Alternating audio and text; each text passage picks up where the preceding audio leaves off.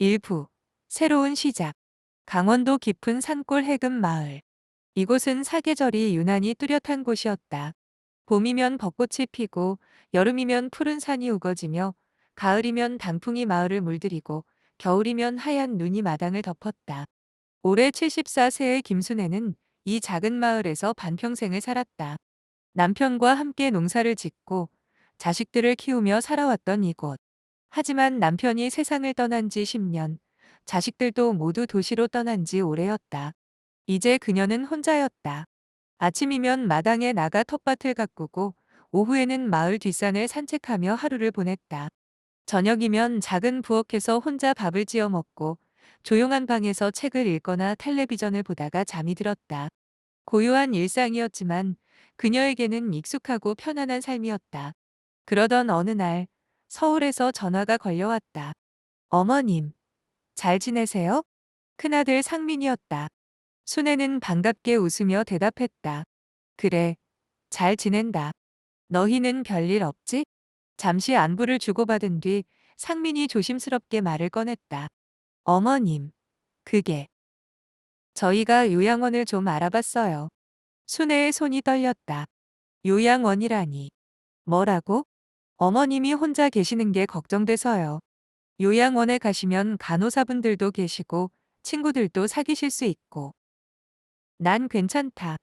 순애는 단호하게 말했다. 여기서 잘 지내고 있다. 상민이 한숨을 쉬었다. 어머님, 솔직히 말씀드릴게요. 저희가 자주 찾아뵙지도 못하고 혹시라도 어머님이 아프시거나 하면 어떡해요?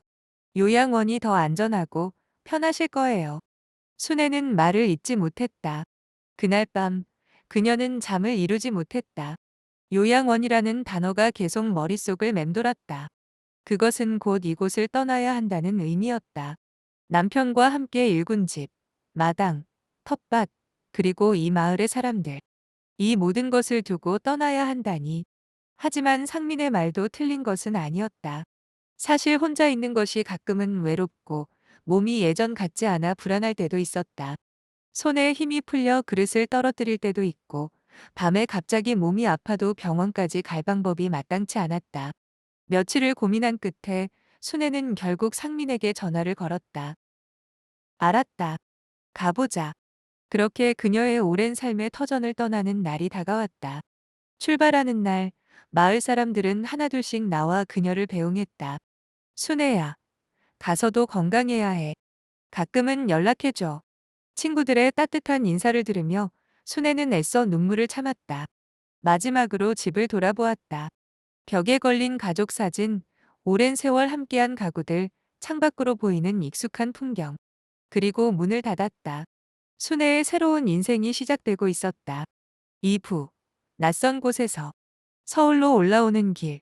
김순애는 차창 밖을 멍하니 바라보았다. 고속도로를 따라 빠르게 지나가는 풍경은 마치 그녀의 지난 삶이 스쳐 지나가는 것만 같았다. 강원도의 울창한 산과 고즈넉한 시골 마을이 점점 사라지고 빽빽이 들어선 고층 빌딩과 바쁘게 움직이는 사람들이 보이기 시작했다. 서울. 그녀에겐 너무나도 낯선 곳이었다. 어머님, 도착했어요. 운전을 하던 큰아들 상민이 조심스럽게 말했다. 차가 멈춘 곳은 넓은 정원이 딸린 5층짜리 건물 앞이었다. 한울 요양원이라는 간판이 눈에 들어왔다. 순애는 손에 힘이 빠지는 기분이 들었지만 애써 마음을 다잡고 차에서 내렸다. 문을 열고 들어서자 널찍한 로비와 함께 따뜻한 조명이 그녀를 맞이했다. 몇몇 노인들이 거실에서 TV를 보거나 담소를 나누고 있었고 간호사들이 분주히 오가고 있었다. 김순애 어르신, 반갑습니다. 환한 미소를 띤 중년의 간호사가 다가왔다. 그녀의 명찰에는 이수진 간호사라고 적혀 있었다. 앞으로 여기서 지내시게 될 거예요. 불편한 점이 있으면 언제든 말씀하세요. 순애는 어색하게 고개를 끄덕였다. 아무리 친절한 인사를 건네도 이곳은 그녀의 집이 아니었다. 큰아들은 그녀의 방까지 짐을 들어주었다. 방은 생각보다 깨끗하고 널찍했다. 침대, 옷장, 작은 책상, 그리고 창문 너머로 보이는 정원. 혼자 지내기에 부족함이 없는 공간이었다. 어머님, 괜찮으시겠어요? 순애는 그저 고개를 끄덕였다. 상민은 한참을 망설이다가 말했다. 자주 올게요. 잘 지내세요. 어머님. 그렇게 문이 닫히고 순애는 홀로 남겨졌다. 그녀는 천천히 방을 둘러보았다. 침대에 앉아 작은 가방을 열어보니 강원도 집에서 가져온 몇 개의 사진과 책이 들어 있었다. 집에서 쓰던 익숙한 냄비 뚜껑도 보였다. 짐을 풀면서도 그녀의 마음은 여전히 무거웠다. 그때 문이 살짝 열리더니 한 여성이 얼굴을 들이밀었다. 새로 오신 분이죠? 순애가 고개를 들자 활기찬 인상의 여성이 방으로 들어왔다. 짧은 파마머리에 단정한 옷차림, 나이는 비슷해 보였다. 난 박명이라고 해요. 여긴 좀 적응하려면 시간이 걸릴 거예요. 순애는 어색하게 미소 지으며 말했다. 김순애라고 해요. 명희는 그녀의 손을 잡으며 환하게 웃었다. 우리 친구 합시다. 혼자 있으면 심심하잖아요. 순애는 그 말을 듣고 마음 한구석이 따뜻해지는 것을 느꼈다. 아직 낯설고 어색하지만 이곳에서도 다시 새로운 인연이 시작될지도 모른다. 그날 밤 침대에 누운 순애는 천장을 바라보며 생각에 잠겼다. 여기는 익숙한 집도 익숙한 이웃도 없는 곳이다. 하지만 어쩌면 이곳에서도 새로운 삶이 기다리고 있을지도 모른다. 그녀는 그렇게 눈을 감으며 새로운 하루를 맞이할 준비를 했다. 3부. 새로운 인연. 요양원에서의 생활이 시작된 지 며칠이 지났다. 김순애는 여전히 낯선 환경에 적응하는 중이었다. 강원도에서의 조용한 일상과 달리 이곳은 하루 종일 사람들이 오가고 식사 시간마다 어르신들이 모여 떠들고 간호사들이 약을 나눠주며 분주하게 움직였다. 아침 7시 방송 스피커에서 부드러운 음악이 흘러나왔다. 어르신들, 좋은 아침입니다. 곧 아침 식사가 제공됩니다. 순애는 천천히 자리에서 일어나 창문을 열었다. 요양원 정원에는 이미 몇몇 노인들이 아침 산책을 하고 있었다. 한쪽에서는 누군가 휠체어를 타고 햇볕을 쬐고 있었고 몇몇은 운동기구를 이용해 스트레칭을 하고 있었다. 순애 씨, 같이 밥 먹으러 가요. 어느새 익숙해진 박명희의 목소리가 들려왔다. 그녀는 밝고 활기찬 성격 덕분에 요양원 사람들과 쉽게 친해졌다. 순애도 그녀 덕분에 다른 사람들과 조금씩 말을 섞게 되었다. 그래요. 같이 가요. 식당으로 향하며 순애는 주변을 둘러보았다. 많은 노인들이 삼삼오오 모여 앉아 있었다. 그런데 그 중에서도 유독 눈에 띄는 사람이 있었다. 창가 쪽 테이블에 홀로 앉아 있던 남자. 흰 머리가 단정히 빗겨 있었고 차분한 인상을 지닌 사람이었다. 그는 다른 사람들과 달리 조용히 식사를 하고 있었다. 저분은 누구예요? 순애가 조용히 묻자 명희가 웃으며 대답했다. 아, 강영수 씨요? 요양원에선 말수가 적기로 유명해요. 원래 대학교 교수셨다는데 몇 년 전에 아내분을 먼저 보내시고 여기 오셨대요. 순애는 다시 그의 쪽을 바라보았다. 말수가 적다니 어쩐지 자신과 닮은 것 같다는 생각이 들었다. 그날 오후 순애는 정원으로 나갔다. 오랜만에 바람을 쐬고 싶었다. 그런데 정원 한쪽 벤치에 강영수가 홀로 앉아 있었다. 그는 작은 수첩에 무언가를 적고 있었다. 순애는 조심스럽게 다가갔다. 안녕하세요. 강영수는 고개를 들었다. 그리고 잠시 순애를 바라보더니 조용히 미소 지었다. 안녕하세요. 그의 목소리는 낮고 부드러웠다. 순애는 머뭇거리다가 말했다. 여기서 자주 산책하시나 봐요. 영수는 고개를 끄덕였다. 네. 조용한 곳이 좋아서요. 순애는 자신도 모르게 미소를 지었다. 저도요. 그렇게 그들은 말없이 한동안 정원을 바라보았다. 낯선 곳에서 새로운 인연이 천천히 시작되고 있었다. 4부. 새로운 감정.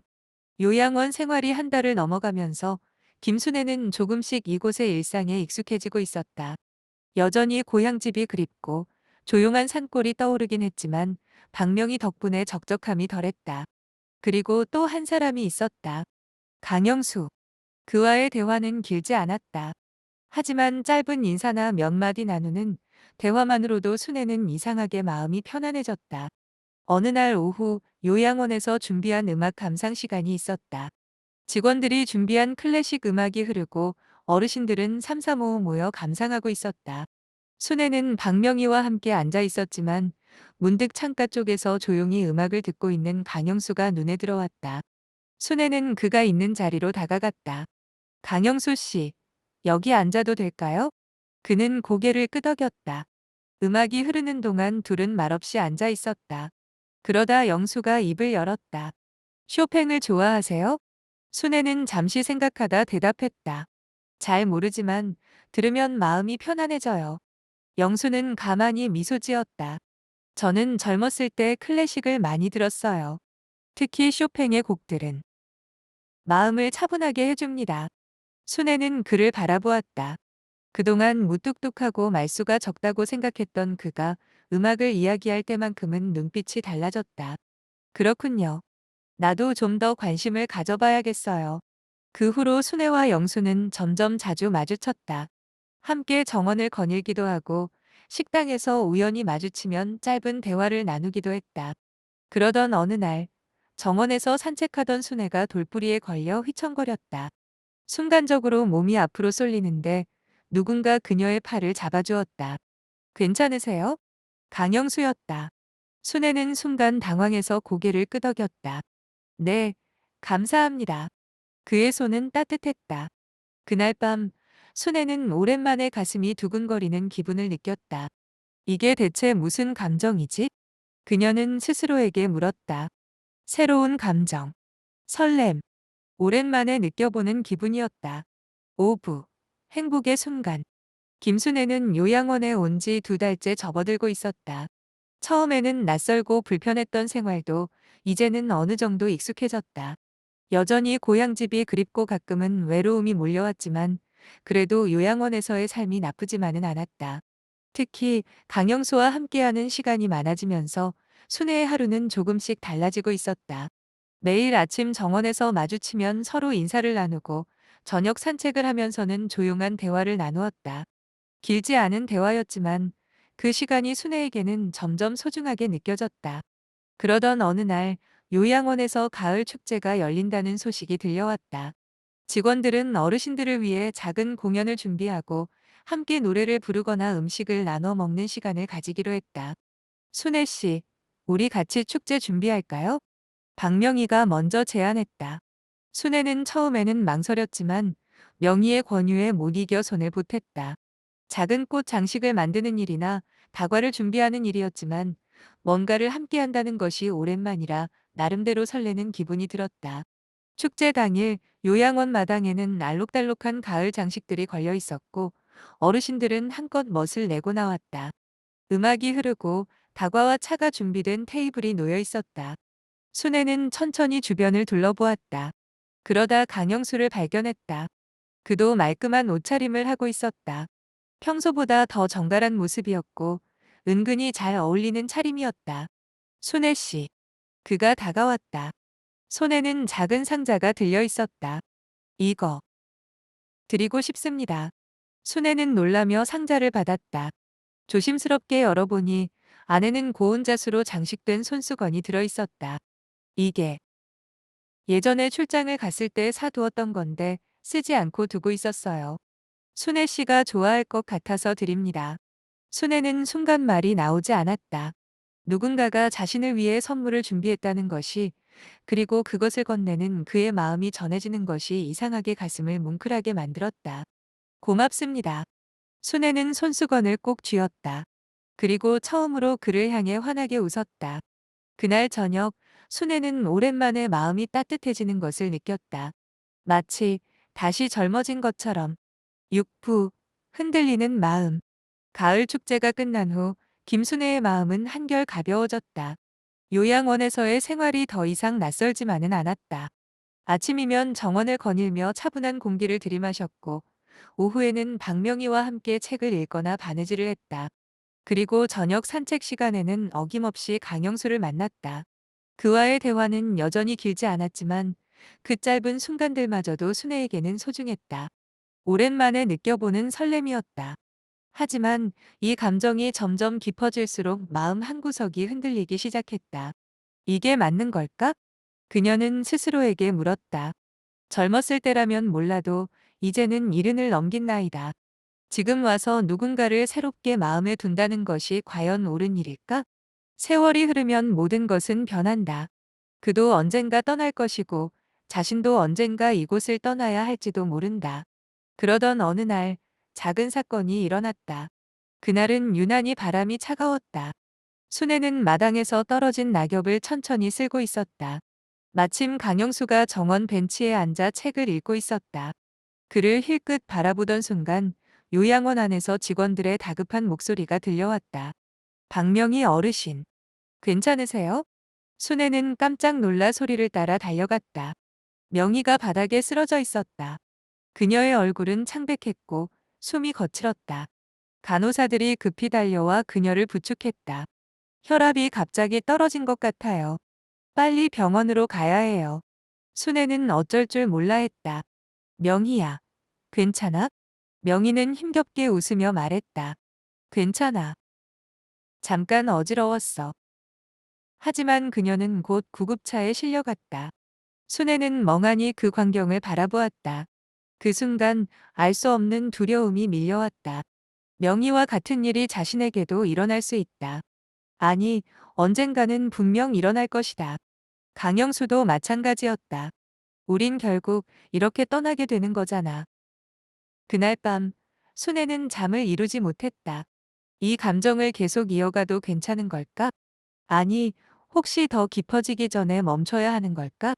새벽이 가까워질 무렵, 그녀는 천천히 결정을 내렸다. 이제 거리를 둬야겠다. 그렇게 마음을 다잡았지만 가슴 한구석이 이상하게도 아려왔다. 7부. 멀어지는 거리. 박명희가 병원으로 이송된 후 요양원 분위기는 한층 가라앉았다.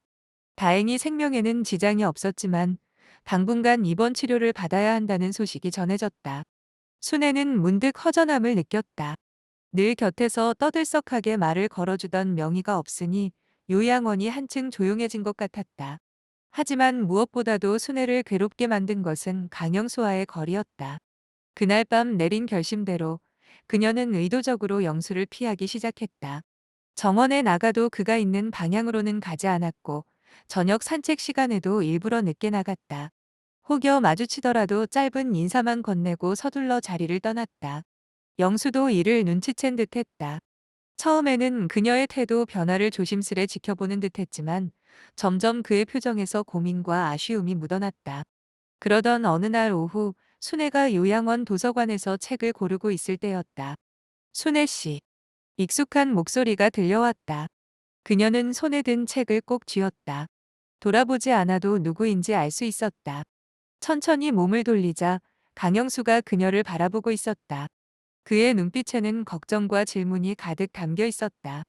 요즘 저를 피하는 것 같군요. 순애는 순간 말문이 막혔다. 뭐라고 대답해야 할까? 이유를 솔직하게 말해야 할까? 아니면 그냥 바빠서 그랬다고 둘러댈까?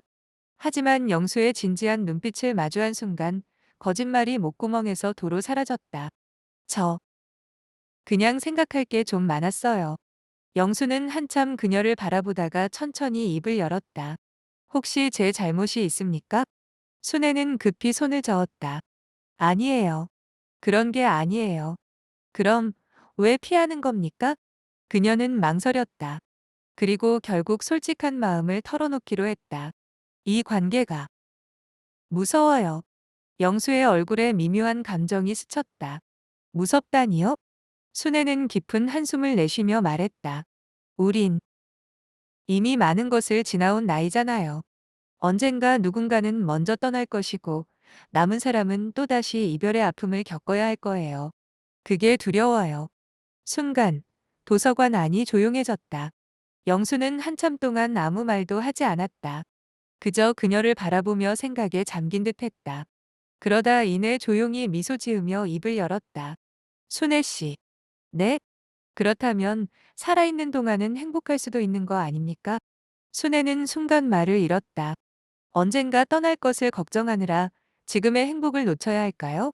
그의 말은 예상치 못한 방향에서 그녀의 마음을 흔들었다. 전 그렇게 생각하지 않습니다. 영수는 조용하지만 단호한 목소리로 말했다. 남은 시간이 길든 짧든 그건 우리가 결정할 수 없는 문제예요. 하지만 적어도 지금 서로에게 좋은 시간을 선물하는 것은 우리가 선택할 수 있는 일이죠. 순애는 그의 말을 곱씹었다. 그렇게 생각할 수도 있는 걸까? 무서워하고 거리를 두는 대신 그저 지금을 소중히 여기는 것. 쉽지 않은 일이었다.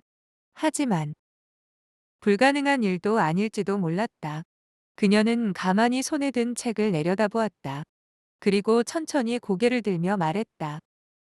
조금만 더 생각해 볼게요. 영수는 조용히 고개를 끄덕였다. 그날 이후 순애는 여전히 고민 속에 있었지만 더 이상 그를 피하지는 않았다. 8부 용기의 한 걸음. 며칠이 지났다. 순애는 여전히 고민 속에 있었다. 강영수의 말이 머릿속에서 떠나지 않았다. 언젠가 떠날 것을 걱정하느라 지금의 행복을 놓쳐야 할까요? 그 말은 마치 오래된 장벽에 작은 균열을 낸 듯했다. 그동안 순애는 미래에 대한 불안을 핑계로 자신의 감정을 억눌러 왔다. 하지만 정말 그것이 옳은 선택일까? 그날 오후 순애는 요양원 정원으로 나갔다. 초가을의 바람이 살랑이며 나뭇잎을 흔들었다. 벤치에 앉아 있던 강영수가 그녀를 발견하고 조용히 미소 지었다. 오늘은 바람이 선선하네요.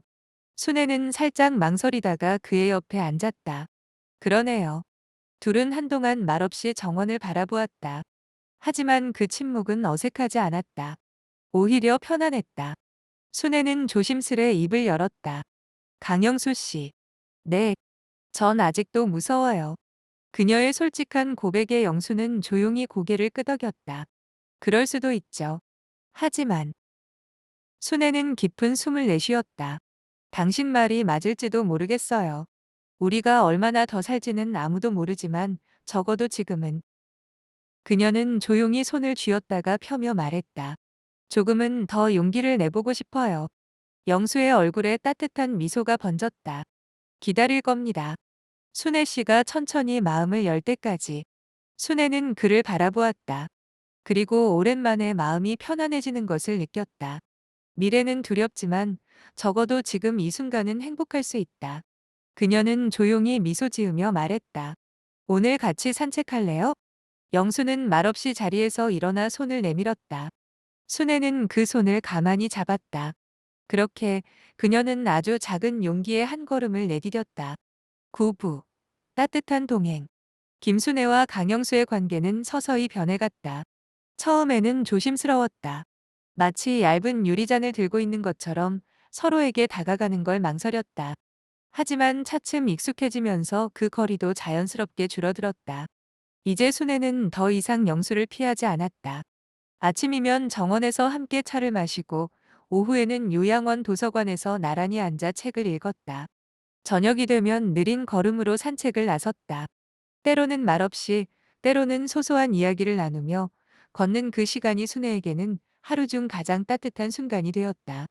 어느 날 두 사람은 요양원 근처 작은 공원으로 산책을 나갔다. 여기 오니까 좋네요. 순애가 주변을 둘러보며 말했다. 공원은 단풍잎이 붉게 물들어 가고 있었다. 가을이 깊어지네요. 영수가 천천히 걸음을 멈추고 말했다. 그는 나뭇잎 하나를 주워들고 그것을 바라보았다. 시간이 지나면 언젠가는 이 잎도 바람에 날려가겠죠.